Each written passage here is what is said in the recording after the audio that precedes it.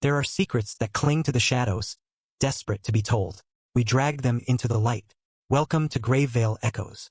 Some places are more than just stone and mortar. They are containers for sorrow, their very walls saturated with secrets. Tonight, we explore Porthgenna Tower, a place where the building itself tries to speak of a long-buried tragedy. There are houses that are homes, places of warmth and light where generations live and laugh. And then there are places like Porthgenna Tower. Porthgenna was not a home. It was a fortress, a prison, a lonely sentinel of grey granite that had been standing watch over the Cornish coast for centuries. It did not nestle into the landscape. It dominated it, a grim, defiant finger of stone pointing a perpetual accusation at the turbulent, grey sky. It stood alone on a desolate, windswept cliff, its back turned on the gentle, rolling hills of the mainland, its face set hard against the relentless, brutal assault of the Atlantic Ocean. To see it from a distance was to see a monument to sorrow. Its architecture was a confused jumble of eras, part medieval fortress, part Elizabethan manor, part Georgian folias. If each generation had added its own layer of misery to the structure without ever erasing the sadness of the past. Its stone walls were stained black in patches by centuries of relentless sea spray and damp, and its narrow, mullioned windows were like the vacant, staring eyes of a skull. On clear days, which were rare on this stretch of coast, the tower seemed to brood, soaking in the sunlight without reflecting any of it back. But on days of storm, which were common, the tower came alive. It became an instrument played by the gale, its turrets and chimneys producing a symphony of mournful howls and low, guttural moans that could be heard for miles. A sound the local fishermen said was the tower singing the sorrows of all the souls who had ever lived and died within its walls. The true character of Porthgenna, however, was not just in what you could see, but in what you could hear. The sound of the sea was a constant, inescapable presence. It was not the gentle, rhythmic shushing of waves on a sandy beach. This was the sound of war. It was the deep, thunderous boom of thousands of tons of black water hurling itself against the sheer granite cliffs at the base of the tower. It was a constant, percussive roar that shook the very foundations of the earth, a sound of such immense, indifferent power that it made any human endeavor seem small and pointless. This sound was the tower's true heartbeat, a slow, eternal, and deeply melancholy rhythm. It seeped through the thick stone walls, resonated up through the floorboards, and settled deep in the bones of anyone unlucky enough to have to live there. It was a constant reminder of isolation, of the vast, uncaring wilderness that surrounded this tiny outpost of human life. To step inside Porthgenna Tower was not to escape the desolation, but to enter its heart. The grand oak door, studded with rusted iron bolts, opened into a hall that was as cold and welcoming as a crypt. The air inside was a stagnant, layered concoction of smells. The sharp, briny tang of the sea, the thick, musty scent of ancient dust and damp, and the faint, sweet odor of decay, the decay of wood, of fabric, and of hope. It was a house that had been in a state of managed decline for decades, a place that was not being lived in, but merely preserved like a body lying in state. The great hall, designed to impress visitors with the wealth and power of the Treverton family, was now a ballroom for ghosts. Most of the grand, imposing furniture-heavy oak sideboards, tall-back chairs, immense tapestries depicting faded hunting scenes was draped in white dust cloths.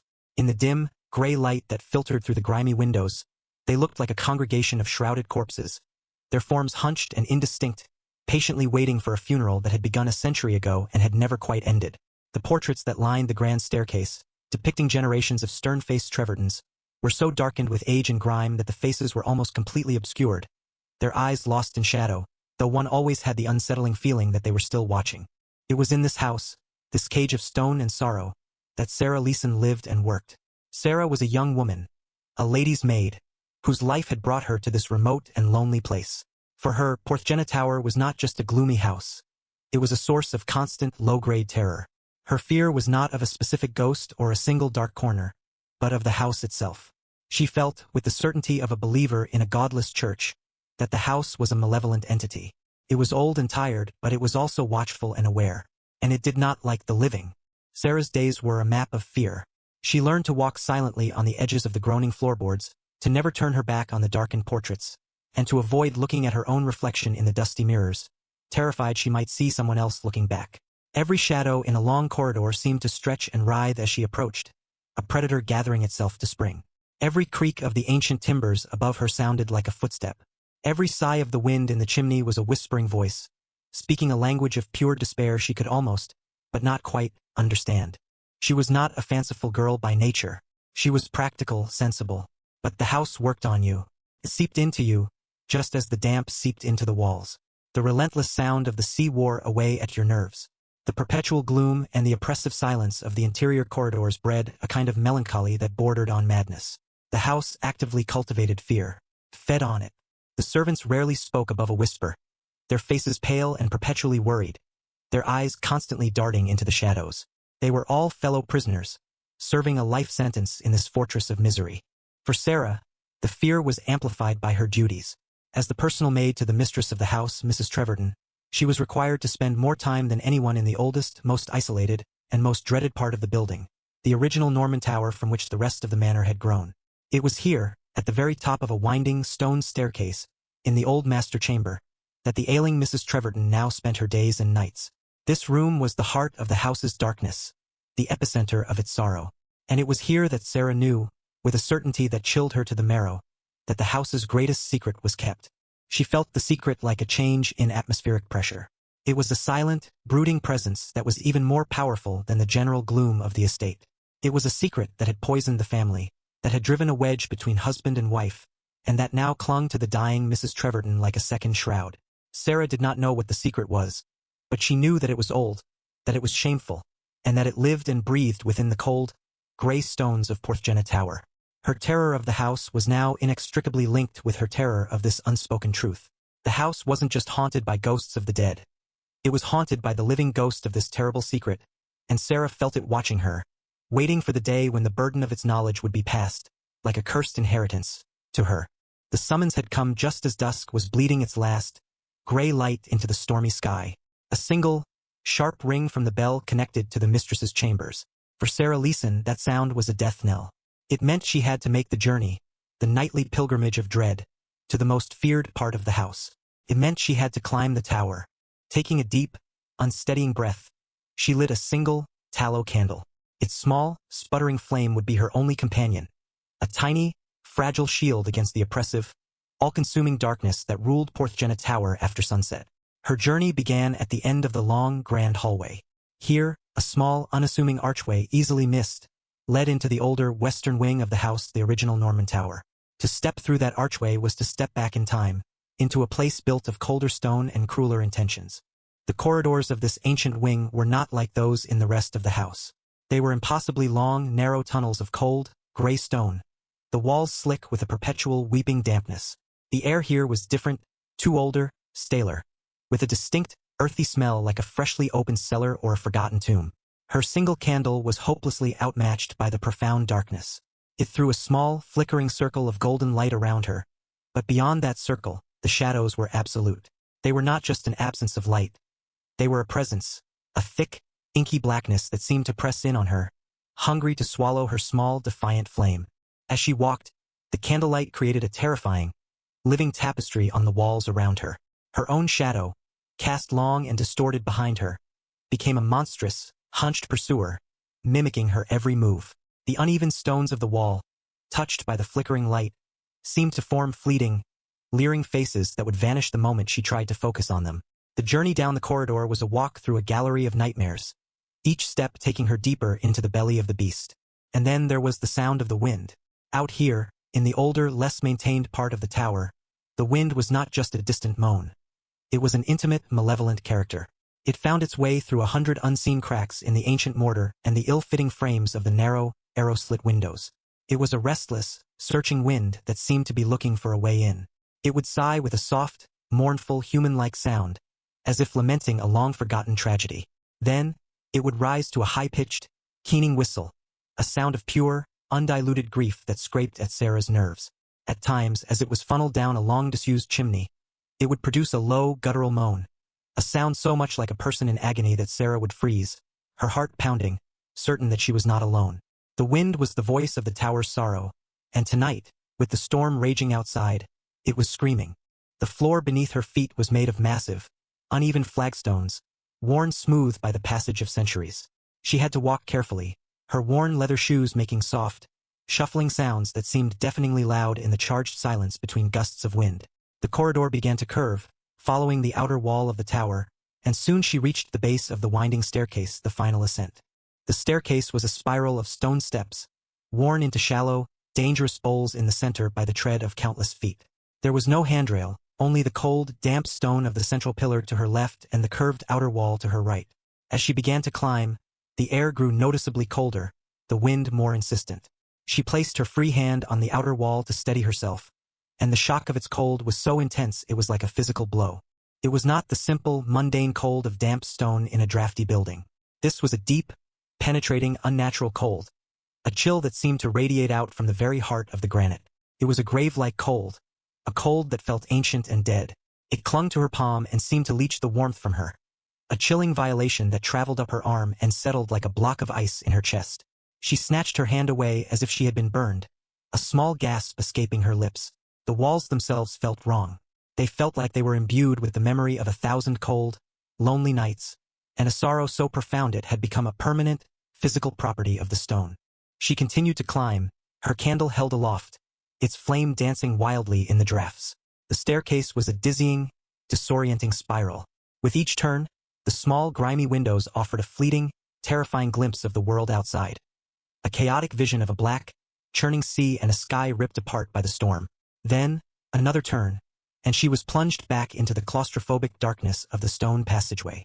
Up and up she went, a lone, living soul ascending into the tower's most secret, most dreaded chamber.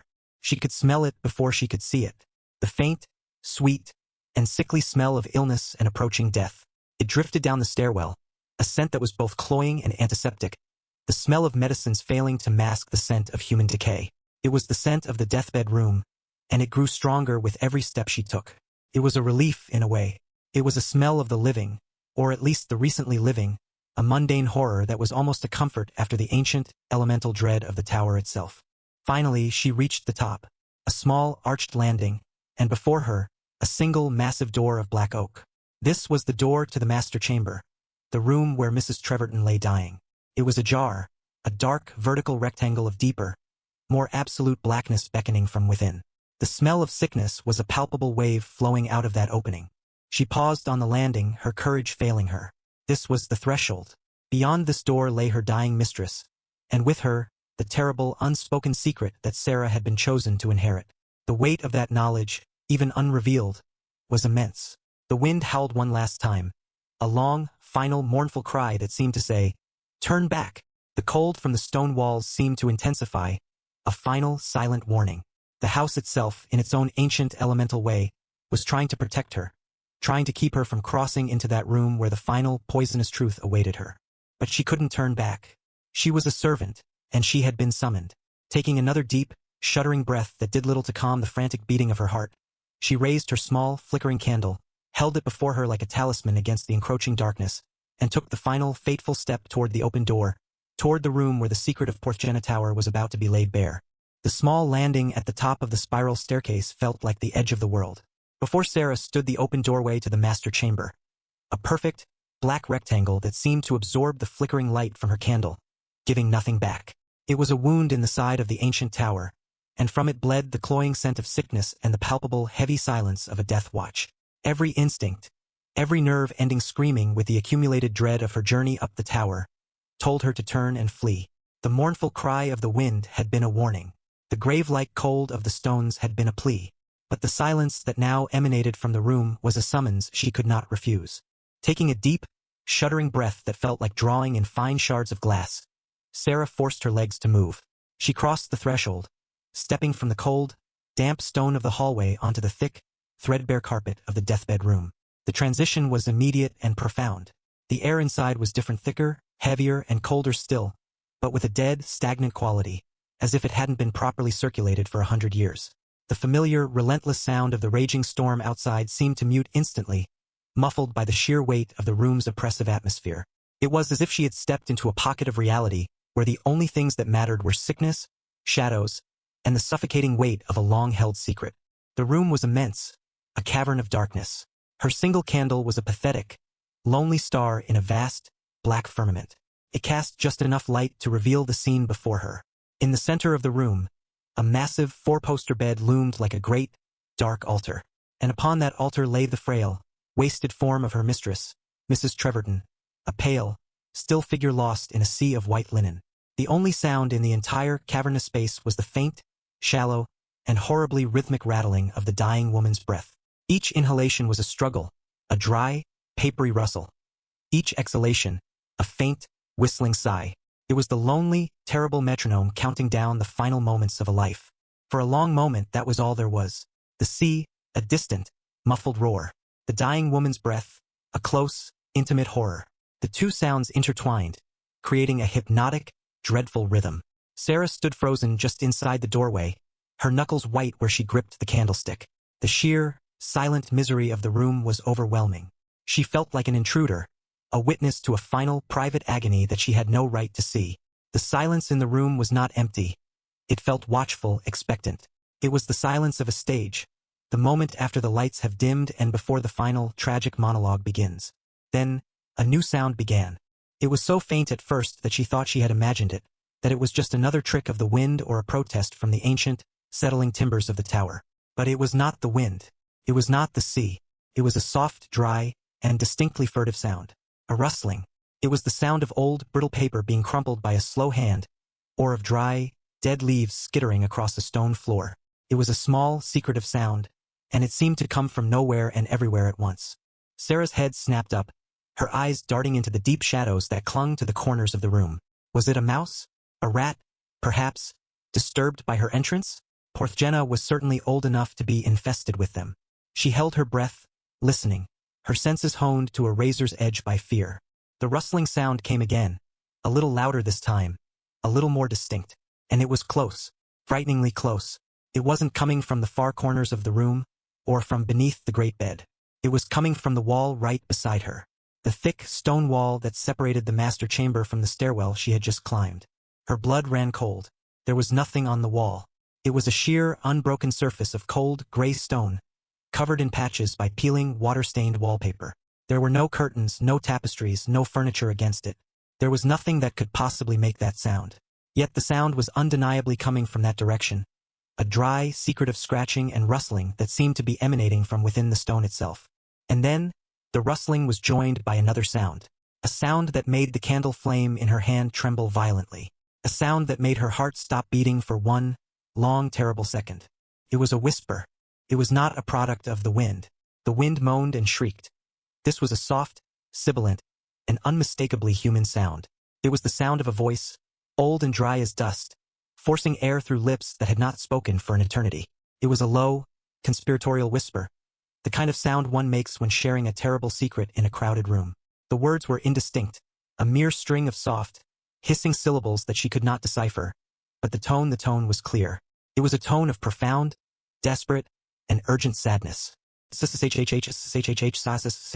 sound seemed to crawl along the surface of the stone wall, a serpent of sound slithering out from the granite.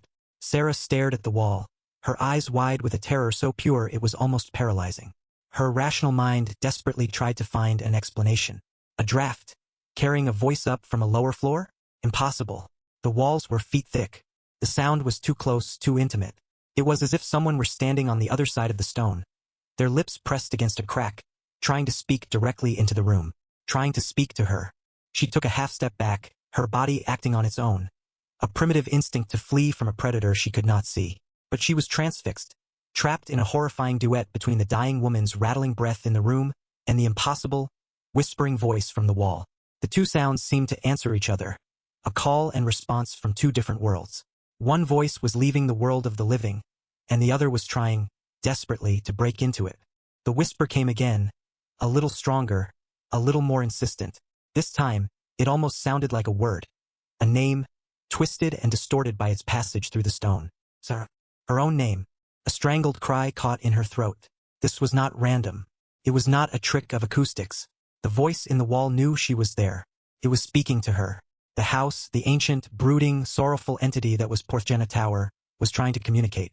It was using the moment of its mistress's death, this moment when the veil between worlds was at its thinnest, to finally speak its own secret. The whisper was not menacing. It was not the angry hiss of a malevolent spirit. It was pleading. It was filled with a sense of urgency, of a truth that had been trapped for too long and was now making a final, desperate bid for freedom. It was as if the house itself were trying to preempt the confession from the deathbed, to tell its own version of the story first. A story that had been buried not in a grave, but literally within the architecture of the building.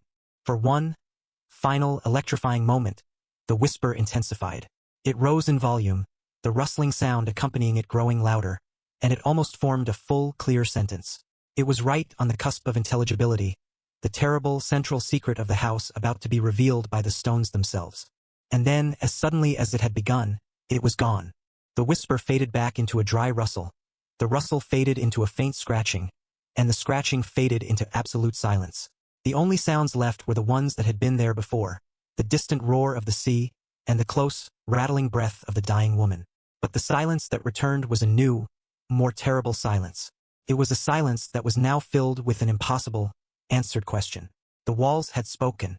Sarah stood frozen, the warm wax from her guttering candle dripping unnoticed onto her cold hand. She was no longer just a servant come to attend a dying mistress. She was a fulcrum, a focal point between two terrible confessions. The one about to be spoken by a woman on her deathbed, and the one that was imprisoned, and still fighting to be heard, within the very heart of Porthgenna Tower.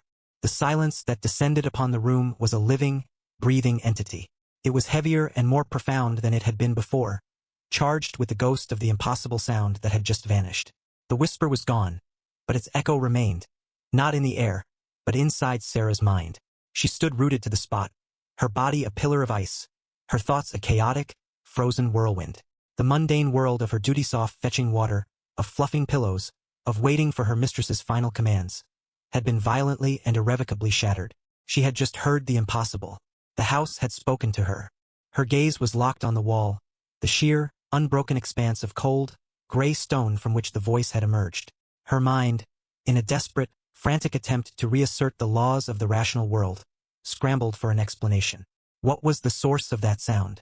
Could it, by some trick of physics she couldn't comprehend, have been the wind? A freak acoustic phenomenon? A draft carrying a sound from a distant part of the house and focusing it on this one spot? No, the sound had been too intimate, too close. It had possessed an intelligence, a clear and desperate intent. It had whispered her name. Could it have been a mouse? A rat, trapped and scratching within the wall cavity?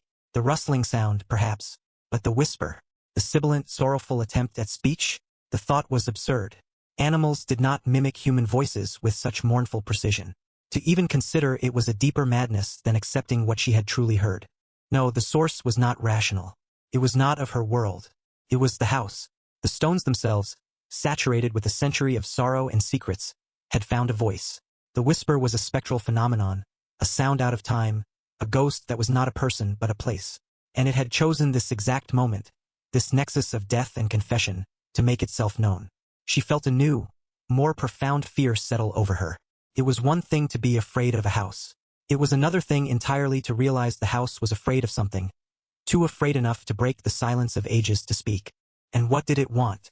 The tone of the whisper replayed itself in her memory. It hadn't been angry or threatening. It had not been the malevolent hiss of a demon or the vengeful cry of a violent spirit. It had been pleading. It was filled with a desperate, urgent sadness, the sound of a prisoner tapping a message on a cell wall, a soul trying to pass on a vital piece of information before it was too late. The whisper was not a threat to her. It was a warning. It was trying to tell her something, to arm her with a truth before she was burdened with a lie. The house, in its own strange, terrifying way, was trying to be her ally. It was trying to protect her from the secret that was about to be passed down. But why now? Why this specific, dreadful moment? Sarah's gaze drifted from the silent wall to the great, dark bed. In that bed lay the fading life of Mrs. Treverton, the woman who held the key to the family's great secret. For years, that secret had been contained, locked away behind the woman's silent lips. But now, with death loosening that lock, the secret was about to escape. Perhaps the house knew this. Perhaps the impending death of its mistress was creating a thin spot in the veil between the world of the living and the world of memory, a momentary weakness that the trapped voice could finally exploit. Or perhaps the motive was more direct, more personal. The house was trying to get its story in first. It was racing against the dying woman's confession. It was as if there were two versions of the secret, the human version and the house's version, and the ancient stones were desperate for their truth to be the one that was heard. A terrifying thought occurred to her. What if the secret Mrs. Treverton was about to tell her was incomplete? What if it was a carefully edited version of the truth, designed to protect the guilty? What if the house knew the full, unvarnished, and far more horrifying reality? The whisper from the wall was not just a warning. It was a competing narrative, a desperate attempt to correct the historical record before it was set in stone once more. And what, dear God, was the secret? The final, crucial question hung in the air, a palpable, shimmering thing. The whisper had been on the very verge of forming a word, a name, a clue. She had felt it, the tension of a truth about to be born. It had been right there, on the edge of her understanding. Sarah it is, and then it had faded, its strength failing, its message lost. The house had tried and failed. It had left her with the terrifying knowledge that the walls could speak, but not with the knowledge of what they had to say. It left her in an even more terrifying position than before. She now knew that there was a truth so terrible, so fundamental to the history of this place, that it had literally been absorbed by the building's foundations. It was a secret buried not in the earth, but in the mortar and stone. A truth that was a physical part of the architecture of Porthgenna Tower. The faint, rattling breath from the bed suddenly hitched, followed by a low moan. Mrs. Treverton was stirring. The moment was broken. The supernatural dread was pierced by the immediate, mundane reality of her duties. Sarah's head snapped towards the bed, her own terror momentarily forgotten in the face of her mistress's need. The time for listening to the walls was over. The time for listening to the dying had come. She took a hesitant step into the room, then another, her small candle pushing back the shadows just enough to illuminate the path to the bed. The great, dark room seemed to be holding its breath, the house itself now a silent, anxious observer. It had played its hand and failed. Now it could only watch as the human drama unfolded. Sarah approached the bedside, her heart a cold, heavy knot in her chest. She was armed with a terrible and useless piece of knowledge. She knew that the story she was about to hear was not the whole story. She knew that another, perhaps more truthful, version of events was screaming silently from the very stones around her. She was about to be made the keeper of a secret, but she would always be haunted by the whisper of the secret the house had tried to tell her. She was a witness standing between two worlds, between the living and the dead, between a human confession and a building's eternal, sorrowful memory. And as she looked down at the pale, dying face of her mistress, she understood that she was more alone, and in more danger, than she had ever been in her life. Sarah is left standing in a room where a woman is about to reveal a secret, and the very walls are trying to speak it first. The stones of Porthgenna Tower are not just witnesses to a tragedy. They are its prison. What do the whispers want to say? And what terrible truth could be so powerful that it is literally buried within the walls of a house? Share your theories below. The final page is turned, but the chill will linger long after the screen goes dark. Subscribe and return for the next secret we unearth.